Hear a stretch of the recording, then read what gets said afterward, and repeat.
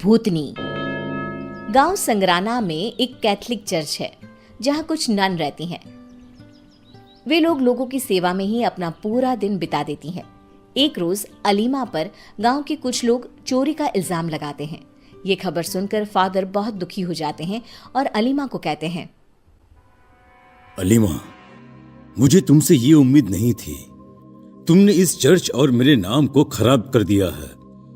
अगर हम जैसे लोग भी सेवा की जगह इस तरह का कोई गलत काम करने लगेंगे तो लोगों में हमारी छवि क्या रह जाएगी। इसलिए तुम्हें इसकी सजा मिलनी ही चाहिए। फादर, मैंने कोई गलती नहीं किया है। आप मेरी बातों का यकीन कीजिए। और अगर आपको लगता है कि आपकी अलीमा, जिसे आपने बचपन से इस चर्च में जगह दी, अपनी बेटी की तरह पाला, वो ऐसा काम कर सकती है, तो आप मुझे जान से भी मरवा देंगे, तब भी मैं कुछ नहीं कहूंगी। कल सुबह मैं सबके सामने तुम्हारी सजा सुनाऊंगा। फादर अगली सुबह चर्च की बाकी नन और गांव के कुछ लोग जिन्होंने अलीमा पर इल्जाम लगाया था उन्हें बुलाते हैं। इस चर्च का नाम मैं खराब नहीं होने दूंगा। एंथोनी, तुम्हारे पैसे अलीमा ने चुराए हैं, इसलिए अलीमा को पास के अंधेरे जंगल में जो काली कोठरी बनाई है उसमें 25 दिन बिताने होंगे। थैंक यू फादर, मुझे पूरा यकीन था कि आप मेरे साथ न्याय करेंगे। अलीमा फादर की सजा को स्वीकार कर लेती है और उसी रात को फादर एंथनी के साथ अलीमा को काल कोठरी में बंद कर देते हैं। ये बात पूरे गांव को पता लग जाती है। उधर फादर भी अलीमा को ऐसी सजा देकर बहुत दुखी होते हैं।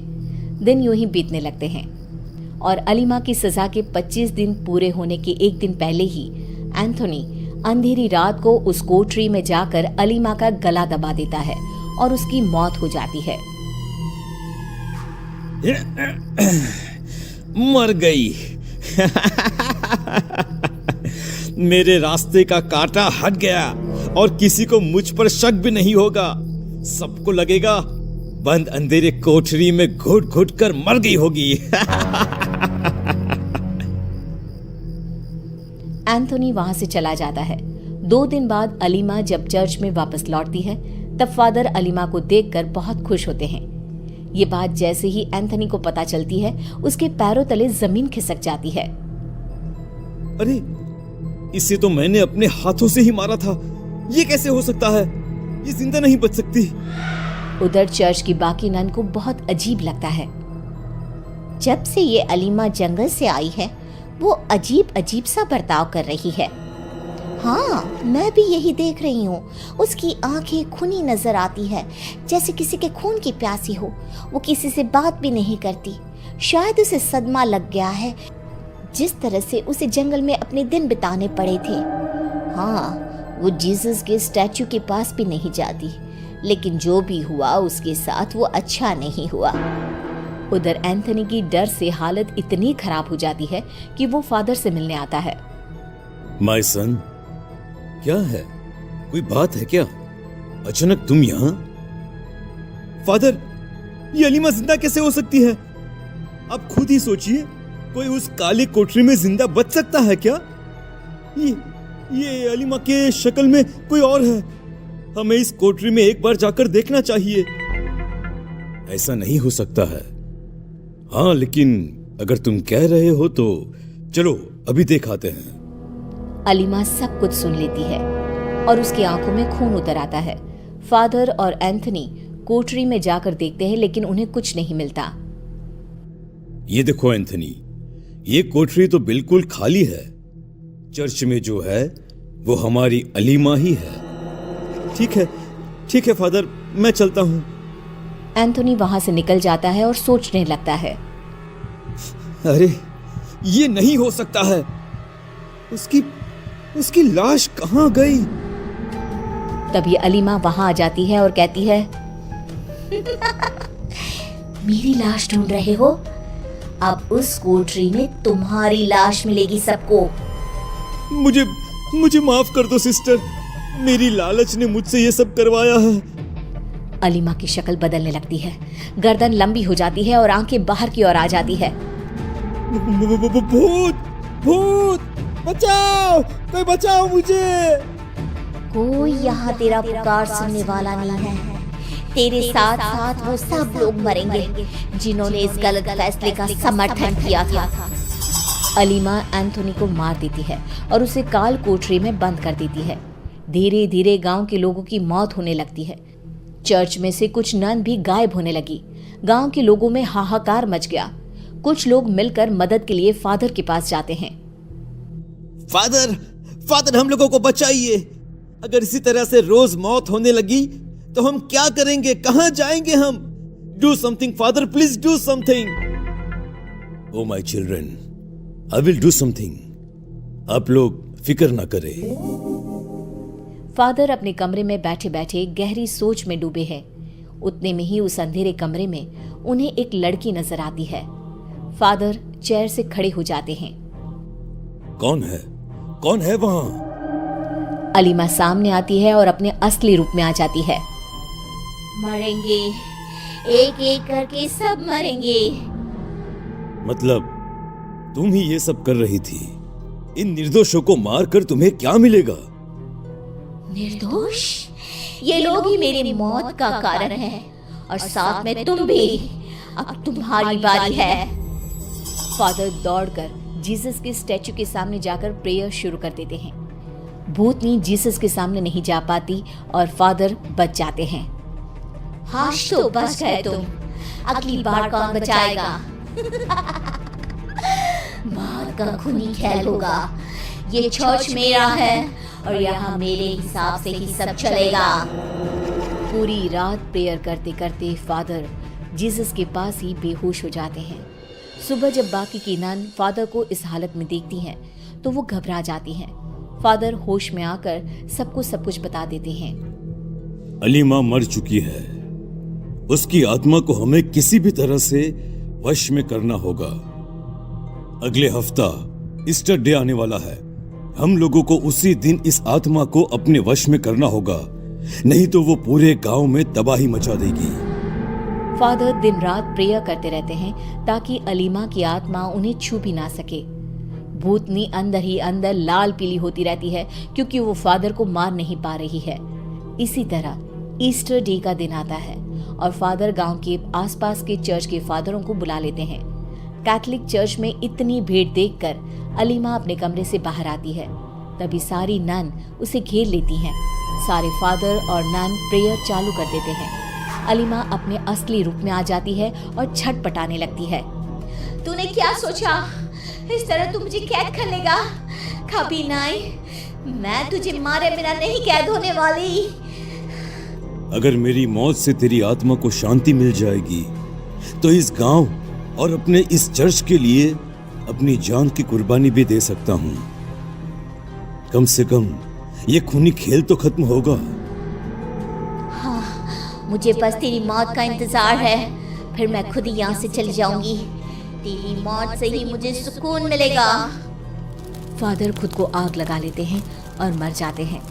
फादर की मौत से अलीमा को शांति मिल जाती है और उसकी आत्मा मुक्त हो जाती है, जिसके बाद गांव वाले और चर्च की सब नन मिलकर फादर के लास्ट राइट्स पूरे कर उन्हें चर्च के पीछे ही दफना देते हैं। बहुत नाराज हो जाएंगे। तभी हरिया को एक आवाज सुनाई देती है। सुनिए हरु जी। अरे ये आवाज किसने दी? तभी हरिया को सामने कुछ दूर एक औरत खड़ी दिखाई देती है। अरे भाई, ये औरत अकेली इतनी रात को इस जंगल में क्या कर रही है? चलकर पूछना पड़ेगा। फिर हरिया अपनी बैलगाड़ी उस औरत के सामने लाकर रोक देता है और उससे पूछता है, अरे सुनिए, आप इतनी रात को इस खतरनाक जंगल में अकेली क्या कर रही हैं? तभी वो औरत मीठी आवाज में कहती है, अरे हरु जी, आप आ गए। मैं कब से आपका इंतजार कर रही थी।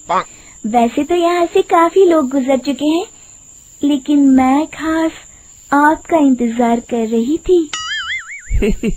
अच्छा, तुम सच कह रही हो? मुझे तो यकीन नहीं हो रहा है। वो क्या है ना, आज तक किसी ने मुझसे इतने प्यार से बात नहीं की। हाँ हाँ हरु जी, मैं सच कह रही हूँ। अब देर मत करिए और जल्दी से मुझे मेरे घर तक छोड़ दीजिए। हाँ हाँ, कौन सी बड़ी बात है, अभी छोड़ देता हूँ। आप मेरे पीछे बैलगाड़ी में बैठ जाइए और मुझे रास्ता बताते चलिए। फिर वो औरत हरिया की बैलगाड़ी में बैठ जाती है और हरिया बैलगाड़ी हाँकता हुआ आगे चल पड़ता है। फिर उस औरत के बताए हुए रास्ते पर चलते चलते हरिया बैलगाड़ी लेकर एक काली गुफा के आगे आकर रुक जाता है। हरिया उस औरत से पूछता है, हाँ देवी जी, आपका घर कहाँ है? यहाँ तो एक गुफा के अलावा और कुछ नहीं है।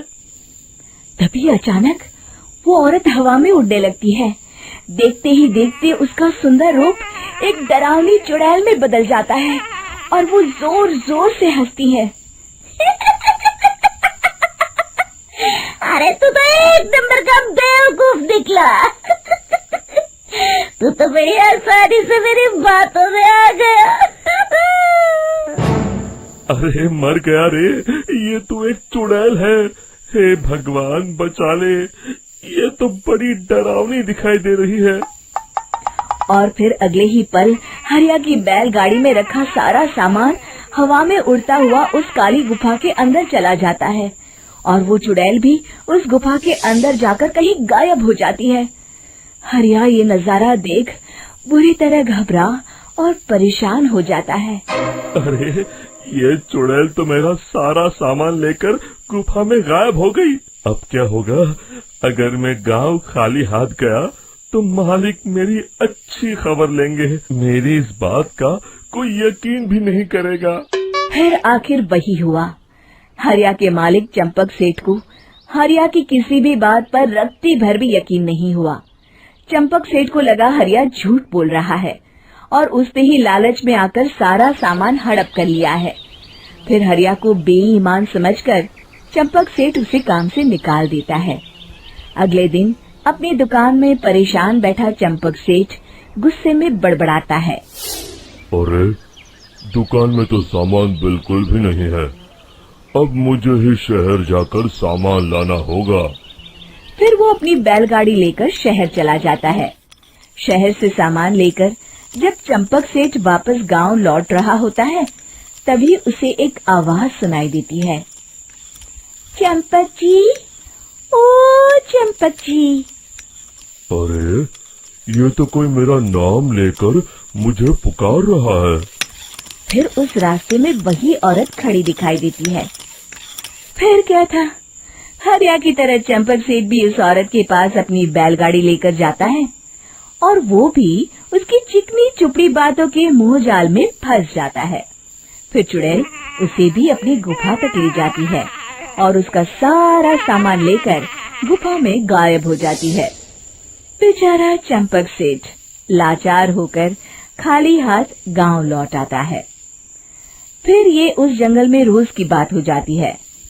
जो कोई भी शहर से कुछ लेकर गांव की तरफ लौटता, वो चुड़ैल उसे बेवकूफ बनाकर उसका सारा सामान लेकर गुफा में गायब हो जाती। एक दिन हरिया एक लकड़हारे को उसी जंगल की तरफ जाते हुए देखता है। फिर हरिया उसे रोकते हुए कहता है, अरे भाई, क्यों अपनी मौत को दावत दे रहे हो? मेरी बात मानो, आगे जंगल में मत जाओ, वहाँ एक बड़ी भयानक चुड़ैल रहती है। लकड़हारा हरिया की बातों को नजरअंदाज करते हुए कहता है, अरे भाई, मुझे पहले ही बहुत देर हो चुकी है, मुझे जाने दो भाई। शाम तक लकड़ियाँ काट कर शहर के बाजार में बेचना है। तुम अपनी ये कहानी किसी फुर्सत में बैठे इंसान को सुनाओ, मैं तो चला। इतना कहकर लकड़हारा वहाँ से आगे जंगल की तरफ चला जाता है। फिर अगले दिन गांव के मुखिया के घर के बाहर बहुत सारे लोग जमा हो जाते हैं। तभी हाथ में कुल्हाड़ी लिए खड़ा लकड़हारा कहता है, अरे मुखिया जी, अब आप ही हमें बचाइए उस जंगल वाली चुड़ैल से। हमारा सारा काम तो शहर से ही होता है। अरे मुखिया जी, उस चुड़ैल की वजह से तो मैं पूरी तरह बर्बाद हो गया हूँ। हम सबको मिलकर उस चुड़ैल का कोई इलाज करना पड़ेगा। तभी भीड़ में खड़ा वीरा कहता है, आप लोग चिंता मत करिए, कल से वो चुड़ैल किसी को नहीं लूट पाएगी। मेरे पास एक बहुत अच्छी तरकीब है। तभी चंपक सेठ उसका मजाक उड़ाते हुए कहता है, अरे तेरा नाम वीरा है तो क्या हुआ? तूने अभी उस चुड़ैल को देखा नहीं है? जाकर अपना काम कर, बड़ा आया। तब मुखिया जी कहते हैं, नहीं नहीं चंपक सेठ, मुझे लगता है हमें इस लड़के को एक मौका देना चाहिए। फिर सभी गांव वाले मुखिया जी की बातों से सहमत हो जाते हैं और वीरा शाम को एक बैलगाड़ी में कुछ सामान लादकर उस जंगल की ओर चल देता है। वीरा, ओ वीरा, कहाँ जा रहा है? तभी वीरा मुड़ के देखता है, वही चुड़ैल एक औरत के रूप में खड़ी है। अरे बहन जी, मैं आपको ही ढूंढ रहा था। देखिए, मैं आपके लिए क्या लाया हूँ। है? अरे वाह, तो खुद मेरे लिए इतना सामान लाया है। तू ही अकेला गांव में समझदार है। जरा देखो, मैं भी खोल के, बड़े भूख लगी है। जैसे ही चुड़ैल उस सामान पर से कपड़ा हटाती है, एक भगवान शिव की तेज रोशनी उसके अंदर मूर्ति से निकलती है और चुड़ैल अपने असली रूप में आकर जलने लगती है। अरे मैं जल रही हूँ, बचाओ! बचाओ! ओम नमः शिवाय! मर गई मैं! देखते ही देखते वो चुड़ैल राख के साथ उड़ जाती है और सभी गांव वाले भी वहां जाते हैं। शिक्षा बुराई पे सदा अच्छाई की ही जीत होती है।